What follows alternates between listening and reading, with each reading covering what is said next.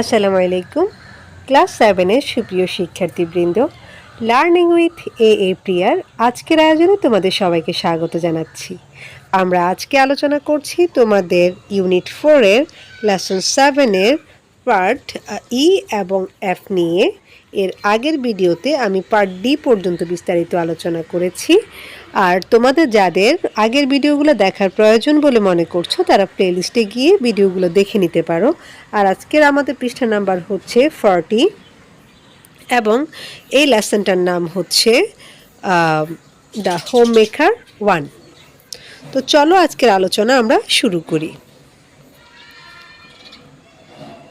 তো আমরা প্রথমে পার্ট ই এর যে ইনস্ট্রাকশন দেওয়া আছে সেটা একটু দেখে নিব।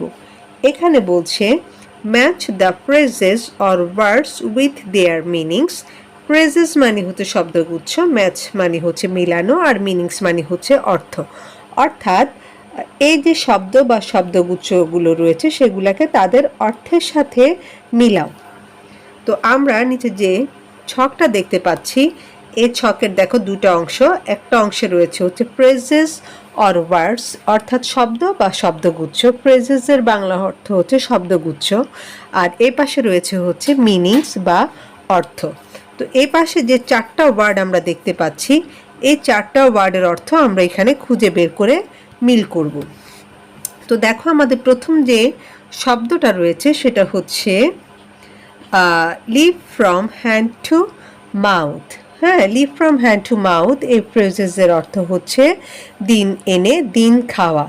অর্থাৎ এই যে আমাদের রিক্সাওয়ালা ভাই বা ডে লেবার যারা আছে তারা বেশিরভাগ সময় কি করে, তাদের হচ্ছে জমানো কোনো টাকা পয়সা থাকে না, তারা প্রতিদিন যেটা আর্ন করে সেটাই কিন্তু প্রতিদিন তারা খরচ করে ফেলে।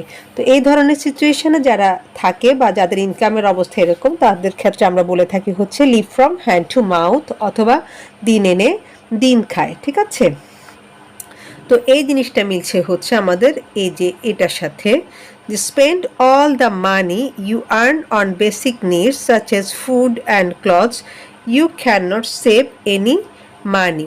স্পেন্ড মানি হচ্ছে ব্যয় করা, হ্যাঁ, আর বেসিক নিডস হচ্ছে মৌলিক প্রয়োজন। বেসিক মানি হচ্ছে মৌলিক, আর নিডস মানি হচ্ছে প্রয়োজন, আর্ন মানি হচ্ছে উপার্জন। অর্থাৎ তোমার উপার্জনের সমস্ত টাকা তুমি হচ্ছে মৌলিক প্রয়োজনে খরচ করে ফেলছো।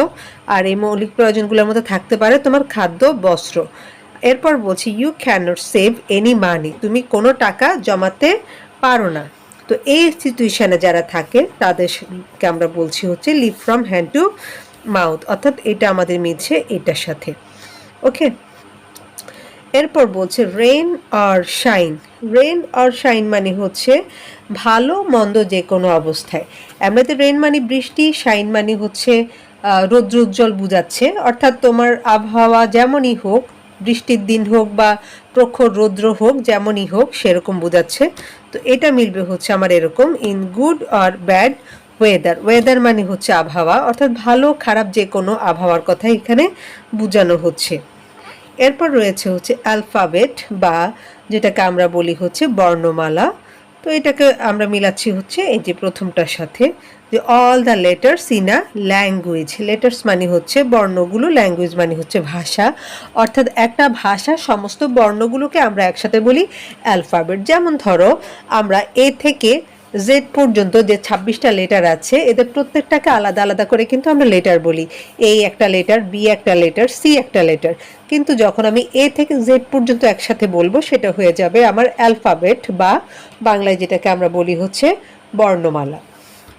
লাস্ট ওয়ান হচ্ছে ইলিটারেট, মানে হচ্ছে অশিক্ষিত।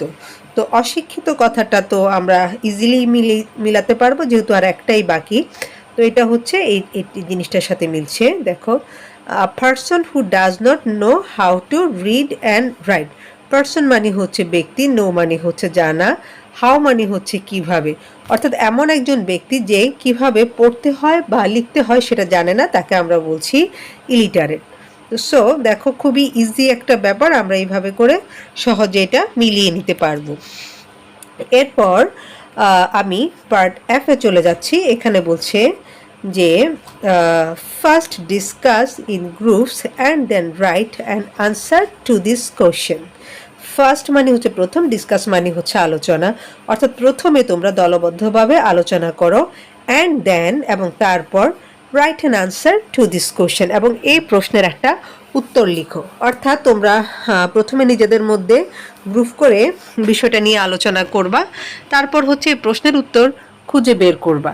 তো এখানে একটা প্রশ্ন দিয়েছে, দেখো প্রশ্নটা হচ্ছে what do you think is the reason why Mitu and Nitu do not go to school. What do you think, think মানে হচ্ছে মনে করা বা চিন্তা করা, অর্থাৎ তোমরা বা তুমি কি মনে করো। রিজন মানে হচ্ছে কারণ, ওয়াই মানে হচ্ছে কেন, অর্থাৎ মিতু এবং নিতু কেন স্কুলে যায় না, এর কারণটা কি, বা এর পেছনের কারণটা কি বলে তোমার মনে হয়, এরকম একটা মতামত জানতে চাওয়া হচ্ছে।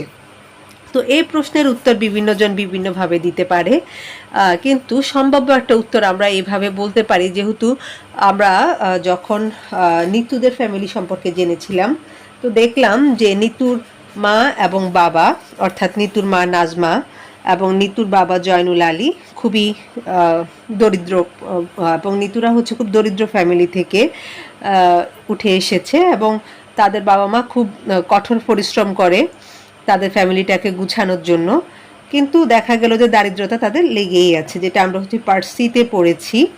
হ্যাঁ, তো সেই ক্ষেত্রে আমরা এই জিনিসটা কিন্তু বলতে পারি, যদিও নিতুর মা তাদেরকে অল্প অল্প করে একটু একটু বাংলা বা ইংলিশ পড়ায় বা কিছু সংখ্যা শিখিয়েছে, তারপরেও কিন্তু নিতুর স্কুলে যেতে পারছে না। এর পেছনে মেন রিজনটা হতে পারে হচ্ছে দারিদ্রতা, তাই না? তো চলো দেখে নি কীভাবে আমরা জিনিসটাকে সাজিয়ে লিখব।